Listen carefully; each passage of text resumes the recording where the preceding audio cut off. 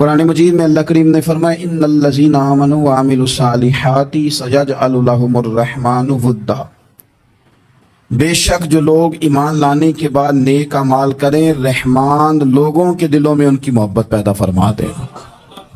صحیح بخاری اور صحیح مسلم میں حدیث ہے، نبی پاک علیہ السلام فرماتے ہیں جب اللہ تعالیٰ کسی بندے سے محبت کرتا ہے تو حضرت جبریل امین علیہ السلام کو بلاتا ہے اور بلا کر کے فرماتا ہے جبریل میں فلاں آدمی سے محبت کرتا ہوں، آسمان نے دنیا پہ اعلان کر دو کہ سارے لوگ اس سے محبت کریں۔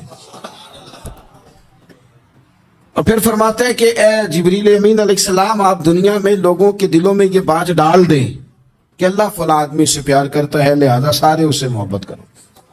صالحین کا پیار دین کا بہت بڑا حسن ہے۔ بخاری میں، مسلم میں، کتب احادیث میں ایک پورا باب ہے کہ کسی سے محبت کرو تو اللہ کی رضا کے لیے اور کسی سے بغض رکھو تو اللہ کی رضا، پورا باب ہے، ایک دو حدیث نہیں۔ اب ہوتا یہ ہے کہ ہمارے زمانے میں کچھ لوگ تو بیچارے ویسے ہی بڑے بعض چیزوں سے آوازان ہیں، ان کی طبیعتیں ویسے ہی بڑی تلخ ہیں، بڑی ترش ہیں، وہ ویسے ہی ذرا دنیا سے ہٹ کے چلنا چاہتے ہیں، ان کا مزاج ہے۔ وہ کیا کرتے ہیں کہ وہ بدگمانیاں پیدا کرنا، سوسائٹی کے اندر بری سوچوں کا فروغ دینا اپنے لیے وہ ضروری سمجھتے ہیں اور اپنی ذمہ داری سمجھتے ہیں۔ میں اکثر یہ مثال دیا کرتا ہوں کہ محبت بھی اگر ہم پیدا کرنا چاہیں تو پیدا ہو سکتی ہے، اور کسی کی عداوت پیدا کرنا چاہیں تو وہ کام بھی ہو جاتا ہے۔ اللہ تبارک و تعالی کے جو نیک بندے ہیں، جو انبیاء ہیں، صدیقین ہیں، شہداء ہیں، صالحین ہیں، پھر اس امت میں نبی پاک صلی اللہ علیہ وسلم کے صحابہ کرام، اہل بیت اطہار، تابعین، محدثین، مفسرین، رب تعالیٰ کے یہ سارے بندے وہ ہیں جنہوں نے اللہ کے دین کی بڑی خدمت کی۔ اپنی جتنی صلاحیتیں اللہ نے انہیں دی تھیں وہ ساری دین کے لیے انہوں نے خرچ کی۔ ان لوگوں نے اپنے اوقات سارے دین کو دے دیے، مالی وسائل جتنے ان کے پاس موجود تھے وہ سارے انہوں نے دین کو دیے۔ تبلیغ دین، اشاعت دین، ترویج دین، تشریحات دین، کتاب و سنت کے ابلاغ کے لیے جو وہ کر سکتے تھے انہوں نے سر دھڑ کی بازی لگا کے وہ کام کیا۔ آج جو دین ہم تک پہنچا ہے تو یہ اس دین میں وہ جو مخلص لوگ تھے جنہوں نے صحیح معنوں میں جد و جہد کی تھی، یہ ان کی برکت ہے کہ دین کی تعلیمات اللہ کے فضل سے ہمارے پاس موجود ہیں۔ اللہ تبارک و تعالیٰ نہ اپنے بندوں سے بڑی محبت فرماتا ہے، اور رب کریم تو ساری مخلوق سے ہی بڑا پیار کرتا ہے، لیکن اگر کوئی بندہ نیک بھی ہو، صالح بھی ہو، پرہیزگار بھی ہو، پھر تو وہ اللہ کا محبوب بن جاتا ہے۔ اور رب کریم کی یہ بھی منشا ہے، اللہ تعالیٰ کی یہ بھی رضا ہے کہ جس سے اللہ محبت کرتا ہے نا اس سے لوگ بھی محبت کریں۔ بہو جانا چاہ رہی تھی میکے، اس نے اپنے شوہر سے یا اپنی ساس سے کہا کہ مجھے گھر جانا ہے۔ تب ایک پہلو تو یہ ہے کہ وہ شام کو بیٹا گھر آیا تو اماں کہتی ہے کہ پتر دیکھ، بیٹا نہیں چاہ رہا تھا کہ وہ جائے، تو اماں اس کی ذہن سازی کرتی ہے، کہتی بیٹا دیکھ تو ہر وقت اپنی ماں کے پاس رہتا ہے، باپ کے پاس رہتا ہے، بہن بھائیوں کے پاس رہتا ہے، تو بیچاری اگر 6 ماہ کے بعد 3 ماہ کے بعد تقاضا کرتی ہے تو اس کا بھی تو دل کرتا ہے نا اپنے ماں باپ سے ملنے۔ اب بچہ نرم ہوتا ہے، وہ شوق سے گاڑی نکالتا ہے، شوق سے چھوڑنے جاتا ہے، اس کے دل میں محبت فروغ پکڑ گئی۔ ایک پہلو یہ ہے کہ اس نے مطالبہ کیا بہو نے کہ مجھے جانا ہے میکے، تو ساس صاحبہ نے شام کو اپنے بیٹے سے کہا کہ کوئی طریقہ تو نہیں نا روز جانے کا، اور جب یہ وہاں سے ہو کے آتی ہے تو اس کا لہجہ ٹھیک نہیں رہتا، پھر یہ اس کو غلط مشورے ملتے ہیں، تو پہلے تو وہ صاحب ویسے ہی لڑائی شروع کر دیں گے کہ جانا ہی نہیں، اور جب بات بڑی بڑھے گی تو وہ جائیں گے تو ساتھ یہ کہیں گے کہ جاؤں گا ضرور ہے پر دروازے پہ چھوڑ کے آ جاؤں گا، میں نے اندر کیوں کہ یہ بھی کسی نے پیچھے سے اس کو بھرا ہے۔ آپ کسی بندے کے بارے میں بھی، کسی کے بارے میں بھی، ہمارے تمام جگہوں پہ اسی طرح ہی ہوتا ہے۔ कुरान पाक पढ़ो, नमाज पढ़ो, इबादत करो, खत्म हो गई बात। ओ खुदा के बंदो, समझो ये वली थे जिनको सहाबा कहा जाता है, वली ही थे जिनको अहले बैत कहा जाता है। कुरान पाक के दिफा के लिए, अहादीस की हुर्मत के लिए, दीन की तबलीग के लिए जो मैदानों में निकला करते थे उन्हें वली कहा जाता था। वली का माना अल्लाह का दोस्त, इनसे प्यार करना, इनके लिए अपने दिल में जज्बात रखना। बुखारी मुस्लिम में हदीस है, नबी पाक अलैहिस्सलाम ने फरमाया जो दो लोग रब की रजा के लिए आपस में प्यार करें, जो अल्लाह की रजा के लिए आपस में प्यार करें, अल्लाह उन दोनों से मोहब्बत फरमाता है। आप गौर करें, अल्लाह के नेक बंदों का प्यार। साल दाता गंज बख्श अली अजमेरी रहमतुल्लाह अलैह ने कश्फुल माजूब शरीफ में लिखा है, ख्वाजा हसन बसरी का कौल। ख्वाजा हसन बसरी ताबी हैं, हज़रत मौला अली शेर खुदा करमल्लाहु तआला वजहुल करीम के शागिर्द हैं, फैज़याब होने वाले हैं सहाबा से, बड़ी बारीक बात करते हैं। फरमाते हैं बुरे लोगों की सोहबत में ना बैठना, बुरे लोगों की बातें ना सुनना। अगर तुम बुरे लोगों की सोहबत में बैठोगे, बुरे लोगों की बातें सुनोगे, तो वो तुम्हें अच्छे लोगों से बदगुमान कर देंगे। तुम्हारी फिक्र में, तुम्हारे जहन में वो अच्छे लोगों के खिलाफ चीजें भर देंगे। बुरे लोगों की सोहबत अच्छे लोगों से बंदे को दूर कर देती है। तो भाई अच्छे लोगों की सोहबत में आएंगे आप, तो अच्छे लोगों के बारे में आपकी ज़हनसाज़ी होगी।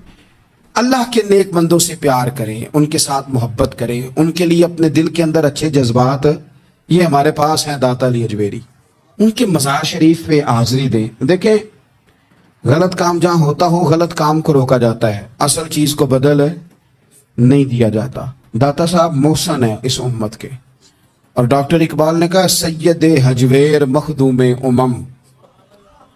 दाता साहब तो वह हैं कि उम्मत सारी के मखदूम है, सारी उम्मत को उनकी खिदमत करनी चाहिए। दाता साहब रहमतुल्लाह ताला अलैह की कश्फुल माजूब आप पढ़े तो सतर सतर रोशनी, जगह जगह आपके लिए खैर, तालीमात।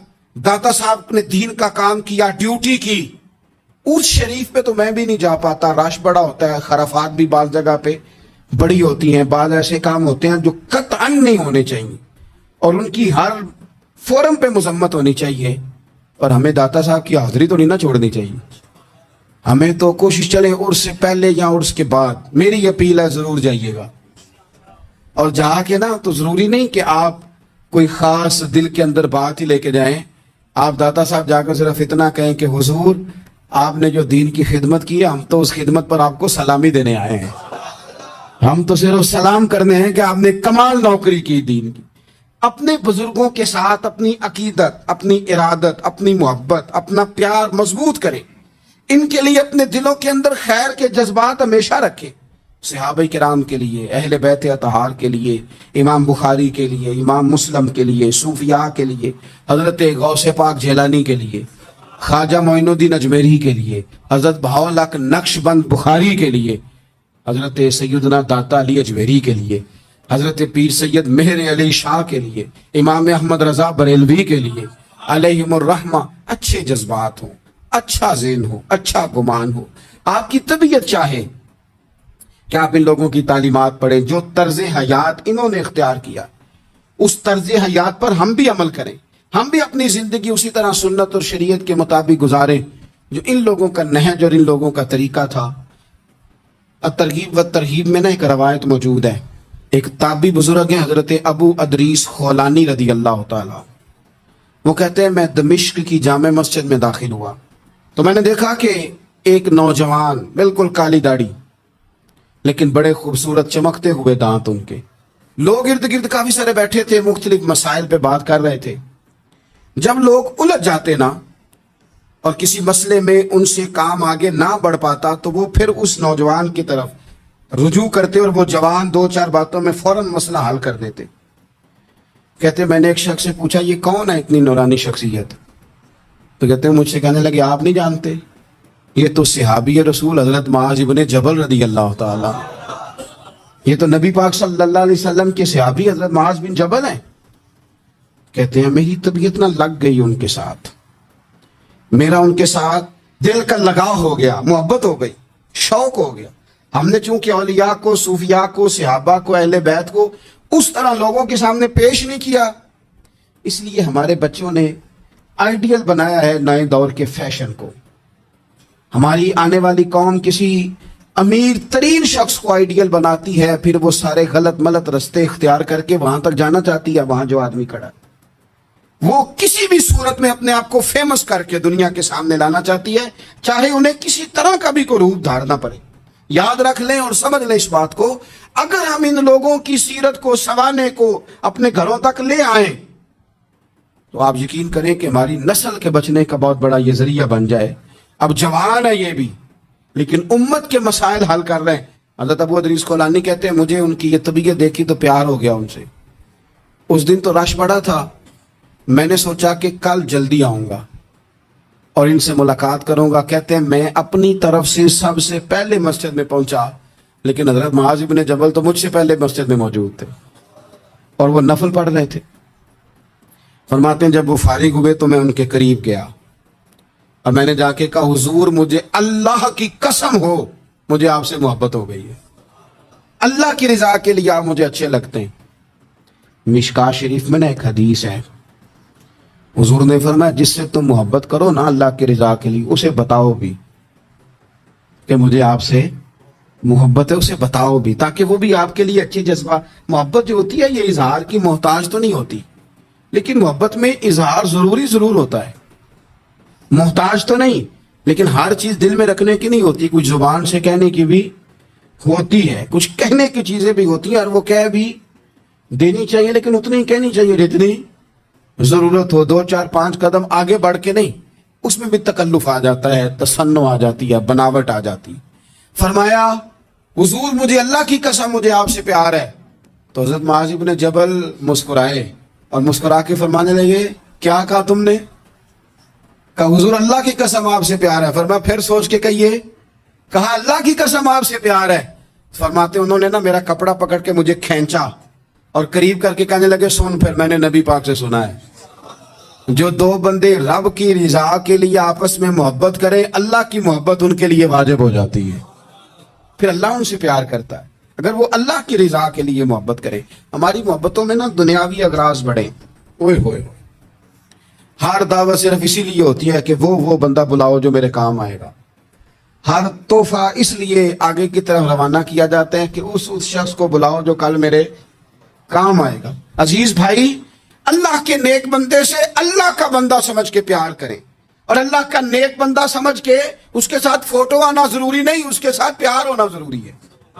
اور اگر محبت اخلاص والی ہو, پیار والی ہو, عقیدت والی ہو, تو حضرت ابو ذر غفاری نے تو کہا تھا یا رسول اللہ اگر بندہ کسی نیک بندے سے پیار کرے نہ اس سے مل سکے نہ اس طرح کے کام کر سکے پھر بھی کوئی نتیجہ نکلے گا, تو حضور نے فرمایا پیار خالص کرے, اللہ قیامت کے دن دونوں کو جمع فرما دے گا.